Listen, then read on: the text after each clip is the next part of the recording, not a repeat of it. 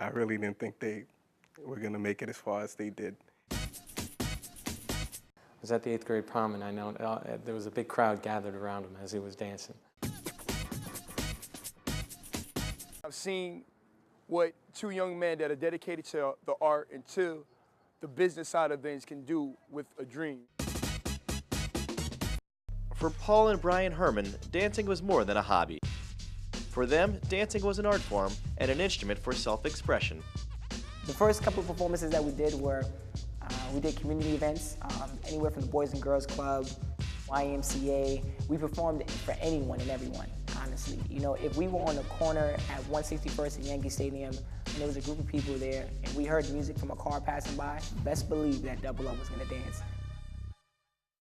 Performing complicated dance moves is hard enough, but Brian has to work even harder to overcome a hearing disability. When it comes to dancing, auditions and everything, people are just moving, you know. When you go to a dance auditions, everything, the instructor is saying like, hey, the first move is 1 and 2 and 3 and 4. Really, I'm missing all of that, but you know, I have a visual all around me, you know, who is going, who is this, who is going left and right. And it was really hard growing up. I really challenged myself, and just having my disability really pushes me really far. Like I take an extra step to believe in myself that I can do this. What I noticed with Brian, he has a lot of heart and he has a lot of desire to achieve. And perhaps because of his hearing problem, he became really good at focus and about paying attention to what's going on. And so he was always on task. He was always able to track the teacher, which we think is really important. Besides hard work and dedication, Double Up can trace some of their success to strong family support and good genes.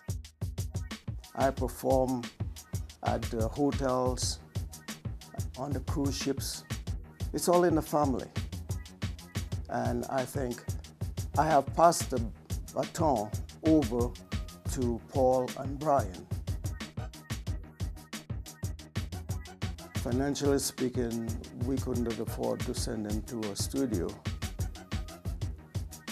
But whenever they had any performance, we would be there to support them.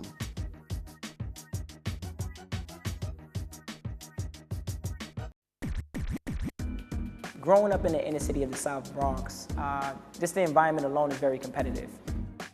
The dance community is very competitive, but not only the dance community, but just all the negative influences that are out there. The violence, the drugs, the teenage pregnancy, the crimes, the gangs, anything along those lines. And those are some of the negative influences that, you know, could have, you know, grabbed myself and my brother. When we kind of fell in love with dancing, we kind of pursued it, you know, it actually kind of got us in that, moved us in that right direction, you know, keeping us out of the streets. And I definitely appreciate my mother and father for their contribution in that area as well. It made all the difference. And slowly but surely, we started to make a name for ourselves in the Bronx. To date, Double Up has performed in dozens of international countries with the elite of the recording industry, including Universal Motown recording artist Cataluna. Working with her, we was able to understand the industry. We were able to learn from each other. We built a good connection as we grow up as a group, as a family, to continue the music career for Cataluna. And I feel that Cataluna really admires us. When not performing overseas, Double Up can be found teaching dance at Flashpoint Dance Studio in Fairfield, Connecticut. One of the things that I'm so impressed with Paul and Brian are that they both have exceptional work ethics. They're very good with detail follow-through. They're both creative young men, and they're both very ethical young men.